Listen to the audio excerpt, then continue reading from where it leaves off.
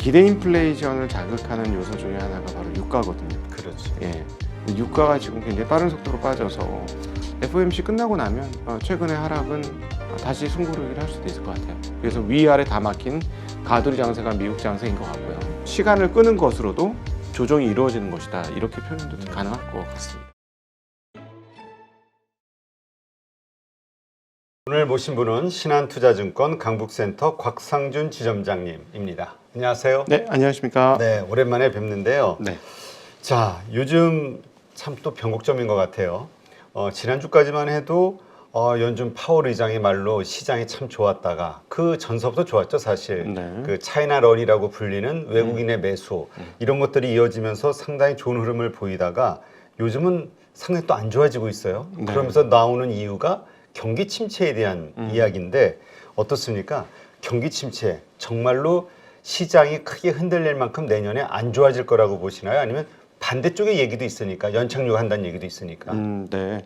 근데 이제 첫 번째 심리적인 측면에서 좀 신기한 부분은 뭐냐면은 모두가 침체를 얘기하고 있거든요.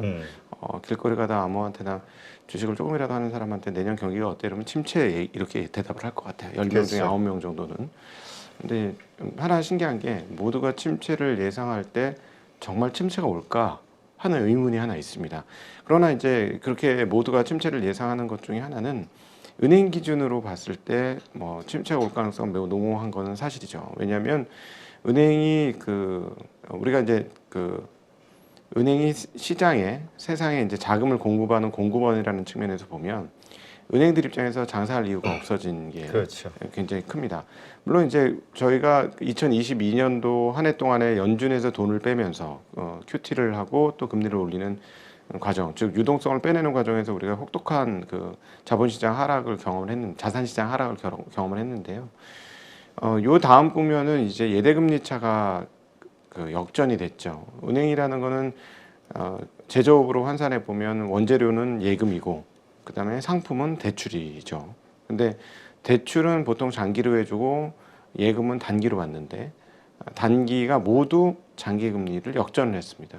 근데 특별히 10년, 2년 금리보다도 3개월, 18개월 물에 대해서는 연준이 직접 얘기했던 바이거든요. 그래서 지금 2년물보다 3개월물이 더 금리가 높아졌습니다. 10년물보다도 높아졌고 3개월물이 30년물보다도 금리가 높아졌죠. 그러면 쉽게 얘기하면 원재료 가격이 너무 올라서 은행 입장에서는 장사할 이유가 없어지는 겁니다. 그러면 내년도부터는 이제 본격적으로 은행의 대출 증가율이라든가 그다음에 총 대출량 이런 것들이 시간이 갈수록 좀 떨어질 가능성이 있습니다. 그러면 시중에 자금 공급이 안 되고 그러면은 뭐 자금 공급이 안 되면 결국 경기는 침체로 갈 가능성이 높게 되는데 그런 측면에서 보면 이번 12월 FOMC 끝나고 연준의 태도가 어떨 것이냐가 되게 흥미롭습니다. 그리고 또 하나 부분은 뭐냐면 기대 인플레이션을 자극하는 요소 중에 하나가 바로 유가거든요. 그렇죠. 예. 근데 유가가 지금 굉장히 빠른 속도로 빠져서 야 80달러 깨지는 거 아니야 했는데 이제는 70달러 깨지는 거 아니야 뭐 이런 정도 수준까지 가격이 빠르게 내려오고 있는데 만약에 70달러가 깨지게 되면은 기대 인플레이션도 상당히 떨어질 가능성이 높습니다. 그러면 연준 입장에서는 12월 금리를 올리고 나면 그 다음부터 더 열심히 금리를 올려야 될 이유가 굉장히 없어지죠. 네. 예, 그래서 만약에 그 유가가 떨어진 상황에서 내년 2월 달 미국 연준의 FOMC 회의를 맡게 된다면 미국 연준이 지금 얘기하는 것처럼 최종 금리 수준을 그렇게 많이 높일 수 있을까가 테스트 받게 될 겁니다. 당연히 25bp 정도는 올려야 된다고 생각을 하고 있는데 그걸 못 올릴 수도 있어요. 그렇게 된다면 유가가 많이 떨어지고 그다음에 제조업 지수 이런 것들이 떨어지고 이렇게 되면요. 구매관리자 지수 이런 것들. 근데 최근에 이제 이번에 나왔던 거는 FOMC에 대한 부담이죠. 이번에 50bp를 올리고 그 다음에도 최종 금리를 꽤 높이는 쪽으로 발언을 할 것 같다는 생각을 하는 거예요. 고용도 살아 있고 소비도 뭐 죽지 않았고 이러니까 그런 지표들 보고 그런 걱정을 지금 하고 있는 건데요. 제가 보기에는 FOMC 끝나고 나면 최근의 하락은 다시 숨고르기를 할 수도 있을 것 같아요. 일단은 이제 미국 시장하고 한국 시장하고는 구분을 해서 보셔야 되는데 미국 시장 같은 경우는 가두리에 갇혔다. 어떤 식으로 해도 위로도 갇혔고 밑으로도 갇혔고 어느 정도 떨어지고 그러면 뭐 인플레이션 기대 심리가 자산 시장 하락으로 인해서 좀 더 내려갈 거고 하니까 밑으로도 너무 많이 떨어질 공간이 별로 없어 보이고 떨어진다고 해봐야 경기 침체가 확실하게 눈에 보이는 내년도 2분기 가서야 생각해 볼 대목인 것 같고 그다음에 상방은 계속해서 주가가 올라가면 자산시장 상승에 의한 기대 인플레이션 상승 유발 요인이 있기 때문에 연준이 그걸 어떤 식으로 또 막을 개연성이 있어요. 그래서 위아래 다 막힌 가두리 장세가 미국 장세인 것 같고요. 한국 장세는 뭐 미국 시장 영향을 많이 받습니다만은 중국 영향도 많이 받기 때문에 그렇죠. 중국의 제로 코로나 그가 이제 미드 코로나로 넘어가는 이 과정이 과연 한국에 어떻게 영향을 미칠지 조금 더 확인하는 과정이 필요해 보입니다. 네.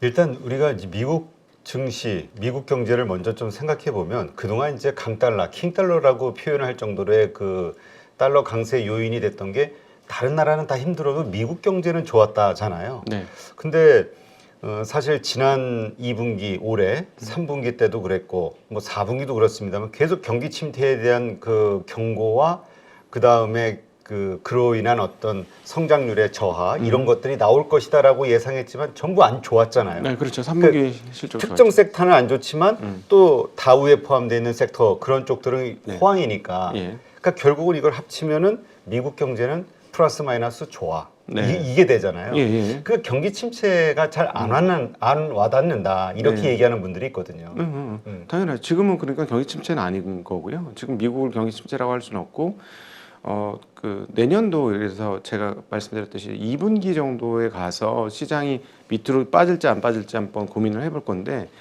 왜 그러냐면 이제 장단기금리 역전을 통해서 시중의 유동성 빠지는 게 내년 한 2분기 정도 되면 확실하게 가셔야 될 겁니다. 그래서 그렇게 되면은 시중에서 돈이 빠지기 때문에 우리가 주식시장에서 겪은 것처럼 그 기업들이 굉장히 어려운 경우들을 많이 당하게 될 거예요. 그리고 한계에 있는 기업들은 도산하는 기업들도 나오게 될 것이고요. 그리고 추가적으로 고용은 확실하게 많이 떨어질 걸로 보고 있습니다. 저는 이제 고용 지표가 가장 후행 지표이기 때문에 그것 때문에 연준이 잘못 행동하지 않을까 하는 우려들을 시장에서 많이 가지고 있거든요.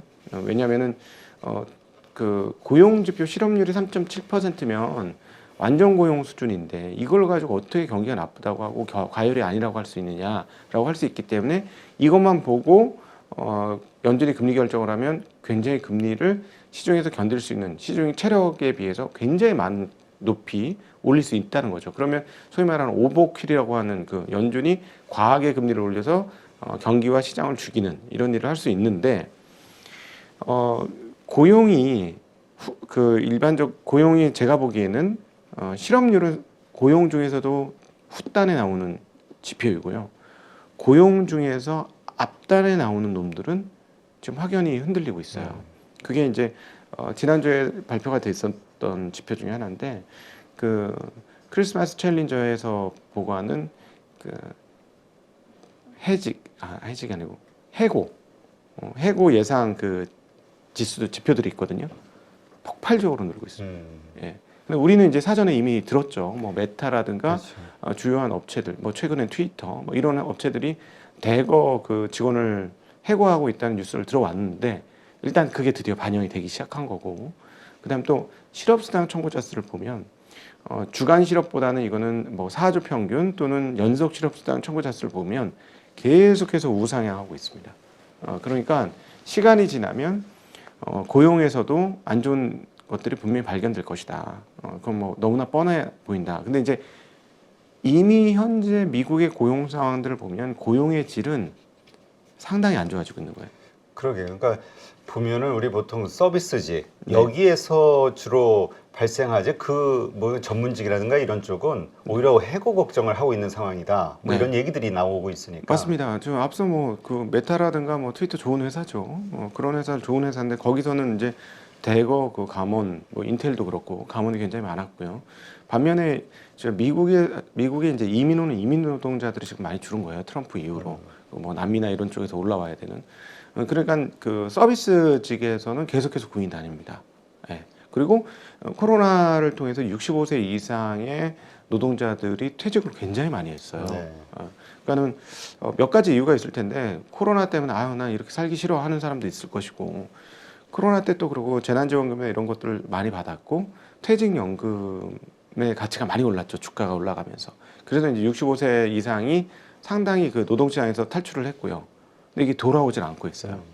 근데 이제 이분들이 과연 끝까지 안 돌아올 것도 한번 보긴 해야 됩니다. 왜냐하면 지금 저축률이 급속하게 빠지고 있습니다. 저축률이 있을 때까지는 쓸 돈이 주머니에 있기 때문에 힘든 다시 그 노동 현장으로 올 이유가 없죠. 근데 이 저축률이 떨어지고 나면 좀 상황은 달라질 수 있다. 근데 어찌되었건 말씀하셨던 대로 그 좋은 직장의 숫자는 지금 많이 줄고 있는 것으로 보여지고 서비스업은 여전히 구인난이라서 실업 지표는 상당히 안정된 걸로 나올 것이고 그러나 내부적으로는 지금 점차 어려워지는 상황이 오기 때문에 이렇게 고용이 어려워지면 내년도에 소비도 분명히 꺾이는 게 내년 한 2분기쯤엔 보일 것이다. 네. 그거 보고 그 상황에도 불구하고 높은 금리를 유지하게 되면 한번 경기가 좀 어려워질 겁니다. 네. 지금 왜 그러한 그 고민을 하고 있냐면 많은 분들이 지금 예상하고 있는 게 이 경기 침체가 오고 그로 인해서 기업 실적이 안 좋아지고 결국 그 주가의 폭락으로 이어진다. 이게 상당히 무서운 시나리오로 보는 분들이 많이 있단 말이에요. 그거는 이제 그동안 우리가 너무 큰 1년 내내 하락을 맞이하니까 하락 쪽에 훨씬 더 민감해져 있는 거죠. 많이 맞은 거예요. 너무 아프니까 또 떨어질까 봐 너무 무서워하는 거거든요. 근데 사실 주식이라는 거는 지금 약 미국 나스닥 기준으로 30%가 넘게 떨어졌고 S&P 기준으로 거의 30% 떨어졌었는데요. 이 정도 떨어지면 과거 침체 수준에서 발생할 수 있는 중각값 정도 수준의 하락이에요. 그러면 침체를 일부 선반영했다라는 것도 틀린 얘기가 아닙니다. 그래서 지금 뭐 미국 시장이든 한국 시장이든 추가 하락에 대해서 그렇게까지 겁낼 거가 있느냐. 왜냐하면 이미 상당 부분 조정이 이루어졌기 때문에 추가적인 조정의 폭은 이전에 했던 거 이상으로 떨어지기는 좀 쉽지 않을 거다라고 보고 있고요. 이제 그러나 그건 또 있습니다. 그 금리 수준에 따라서 소위 말하는 멀티플이 결정이 되는 거거든요. 그렇죠. 그러니까 금리가 아주 낮으면은 뭐 주가 지수 배수가 이익 대비 20배든 30배든 비싼 게 아닌 거죠. 예. 근데 지금처럼 5% 수준의 금리, 그럼 시중 금리 한 6, 7% 되는 이 금리 상황에서 PER 배수가 30배, 40배는 너무 비싼 거죠. 그러면 이 PER 배수가 모두 떨어지는 평균 값이 떨어지는 일들이 벌어질 확률이 높고 그런 톤에서 보자면 미국 그 시장 같은 경우는 평균 PER 배수에서 지금 뭐 평균 정도 수준이에요. 이렇게 많이 빠졌지만, 그러니까 금리 상황을 감안을 해본다면, 그러면 기업들의 이익이 증가하지 않으면 조금 더 빠질 수도 있겠는 걸 할 수 있죠. 근데 이제 그 미국 시장 같은 경우 미국 기업들은 살아남은 기업들은 아마 이익 증가가 이루어질 겁니다. 네. 그래서 이익 증가 폭이 어떻게 되느냐에 따라서 그 추가적으로 조정이 더 와야 될지 안 와야 될지가 결정될 거예요. 그러니까 기업들은 놀고 있는 조직이 아니기 때문에 계속해서 뭔가를 창출해내려고 하고 있기 때문에 만약에 기업들의 이익이 늘어나거나 또는 미국 기업처럼 주식을 태워서 없애버려주는 일들이 계속된다면 뭐 그 시간을 끄는 것으로도 조정이 이루어지는 것이다. 이렇게 표현도 가능할 것 같습니다. 그렇다면 지금 일각에서 가지고 있는 뭐 내년 중에 이 경기 침체로 인한 주가 폭락, 네. 폭락장 이런 것들에 대한 두려움은 우리가 지금 가질 필요가 없다. 네. 이렇게 보시는 건가요? 그리고 연준이 연준이 지금 이제 앞으로 욕을 많이 먹게 될 건데 정말로 그렇게 바보 같은 행동을 할 수 있을까 하는 생각도 들어요. 그런 어떤 금융시장을 망가뜨릴 정도의 예. 강한 긴축? 예, 그러니까 여기서 한 1.5% 정도 금리 더 올리면 시장 망가지거든요. 진짜 추가로 더 분명히 하락을 할 겁니다. 근데 그게 누가 봐도 뻔하거든요. 길 가던 개한테 물어봐도 맞아 이러고 갈 텐데 너무나 뻔한 멍멍하겠지. 네, 네, 너무나 뻔한 결과치가 이제 뻔히 보이는 상황에서 과연 그렇게 할 수 있을까? 근데 지금은 기대 인플레이션을 낮춰야 되기 때문에 기대 인플레이션이 높아질 수 있는 행동을 전혀 안 하는 거예요. 두려운 거지. 이렇게 열심히 애써놨는데 또 기대 인플레이션 살아나가지고 사람들이 뭐 물건가 오르는 걸 너무 당연시하고 이래버리면 이제 못 막는 거니까 여기서 막을 때 확실히 막아야 되니까 계속 센 것처럼 얘기를 하는 거야. 그냥 겁을 많이 주는 거죠. 그러니까 여기서 추가로 기대 인플레이션 올라올까봐 그러지 말어. 지금 이런 거고 너희들 다 큰일 난다. 이렇게 엄포를 놓고 있는 거고요. 실제로 그렇게 엄포를 놓은 것처럼 행동할지는 전 내년 상황 많이 다를 것 같아요. 예. 근데 지금 말씀하셨듯이 내년 2분기 정도가 아무래도 좀 피크를 치겠다. 그 경기 침체로 인한 여러 가지 그 경기 안 좋은 지표들. 네. 그때가 이제 연준의 피벗이 또 나올 수 있는 가능성이 있는 거잖아요. 네. 그러면 연준의 피벗이 뭐 금리 인상 중단, 뭐 인하, 뭐가 됐든 어떤 피벗이 나왔을 때 증시는 어떻게 반영할 것이냐. 지금 나오는 거 보면은 우린 당연히 이제까지 그러면 증시는 올라갈 거야 이랬는데 요즘 또 슬슬 나오는 얘기가 금리 인하하면 경기가 얼마나 안 좋길래 그러면서 오히려 또 하락할 것이다. 그건 말도 안 되는 얘기고. 그거는, 이런 얘기도 있더라고요. 그건 너무 겁먹은 거고요. 그건 확실히 겁먹은 우리가 거고. 그 시장 자신감이 없는 거죠. 그건 시장에. 겁먹은 거고요. 금리를 내리면 완화하는데 금융장세 시작이에요. 돈이 풀리는데 안 올라갈 수가 없죠. 근데 이제 문제는 내년도에 이제 금리를 내릴 거냐예요. 제 느낌은 그냥 저 개인적인 의견입니다. 이번에 12월 달 금리 올리고 나면 되게 상황이 좀 안 좋아질 것 같다는 생각이 들어요. 연준 입장에서는. 그러니까 금리를 어떤 더 상황? 올리기. 금리를 더 올리기 어려운 상황에 봉착할 것 같아요. 추가로 올리기가 예, 굉장히 어려울 것 같아요. 예. 그러니까 4.5 하고 나면 지금 5.2까지, 5.25까지 하겠다는 거 아니에요. 그렇죠. 지금 블러드도 5.0에서 5.25는 가야 된다 최소. 근데 그렇게 가기 전에 이미 1분기부터 허걱대는 모습들이 보일 것 같습니다. 이미 이제 그 제이미 다이아몬이나 이런 사람들이 얘기를 하잖아요. 아마 그 제이미 다이아몬이나 이런 JP 모건 큰 은행권에 있는 사람들이 그런 얘기를 하는 거는 소비자들의 그 예금 보유량이 말라가고 있음이 좀 보이지 않겠느냐.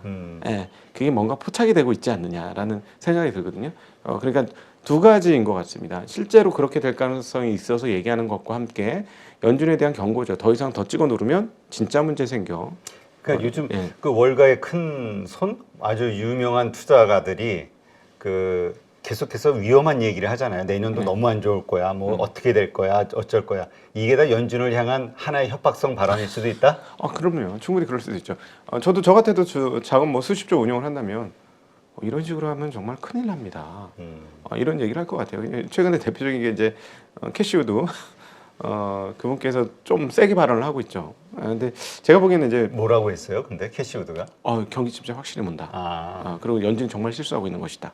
이런 톤으로 얘기를 했는데요. 그래서 다 망가졌죠 캐시우드. 네, 많이 망가졌죠. 많이 망가졌고 뭐 개인적으로 뭐 캐시우드를 뭐 모델로 삼거나 좋아하진 않는데 그러니까 다양한 사람들이 그렇게 이제 얘기를 하게 될 겁니다. 거기는 이제 이미 많이 힘드니까 더 세게 얘기를 했을 것이고요. 근데 어쨌든 그 상황이 보이면 내년도에 금리를 올리는 게 굉장히 어려워질 것 같아요. 현재 그 추세 떨어지는 거 봐서. 그리고 만약에 유가가 모르긴 몰라도 $60대 중반 이하로 떨어지면 금리 올릴 필요가 없는 상황이 올 수도 있겠어요. 그래서 그렇게 되면 이제 시장은 좋아할 텐데 문제는 뭐냐면 절대 금리는 낮지 않아요. 그렇죠. 네, 절대 금리가 높습니다. 그러면 위로 치고 올라갈 수 있느냐? 그것도 만만치 않아요. 올라갈 수는 있으나 자꾸 이제 많은 분들이 2020년, 21년 장을 생각하실 수 있는데 그건 아니라는 거예요. 그렇게 그 세게 올라오긴 어렵다. 이 금리 상황 왜 그러냐면 그 주식이라는 게 결국은 기업이잖아요. 기업의 조각인 거고 기업의 실적을 반영하는 그 근본적인 원인을 근본적인 이걸 추적해서 들어가 보면 저 높은 금융 비용을 대고 기업들의 이익이 얼마나 좋아질 거냐는 거예요. 네. 기업들의 이익은 분명히 조금 훼손이 될 것이고 또 하나는 최근 애플에서도 보다시피 애플이 이제 중국 공장에서부터 일부 탈피를 해서 인도나 다른 쪽으로 공장을 더 세우려고 해요. 그럼 이거는 저는 개인적으로 비용 증가의 원인이라고 비용 증가 요소라고 생각합니다. 그러니까 그렇게 비용이 이렇게 증가되면 당연히 마진이 일부 훼손될 가능성은 높아지는 거죠. 그러면 마진이 훼손되면 기업들의 주가가 호쾌하게 갈 수 있다? 그건 아닌 것 같아요. 그래서 일단은 당분간은 너무 겁먹지도 말고 그렇다고 너무 희망적이지도 말고 그냥 어떤 가두리 갇혔다. 연준이 원하는 것처럼 좀 가두리 갇힌 것 같다라는 생각으로 시장을 접근하는 게 맞지 않을까 하는 생각 갖고 있습니다. 그러면 그 말씀대로라면 우리가 좀 이렇게 좋아질 거로 봐야 되는 그 시그널 같은 게 있잖아요. 어떤 네. 상황이 되면 그 상단이 좀 뚫릴 것이냐. 그 금리 가두리가. 내리면. 금리 인하. 네, 금리를 내리기 시작하면. 근데 그것은 그렇다면 그 아까 얘기하신 2분기 정도 어떤 그런 안 좋은 지표들이 나오고 이랬을 때 연준이 취할 수 있는 네. 그 피벗 네. 행위 중에 하나로 우리가 기대를 해볼 수도 있는 거 아닌가요?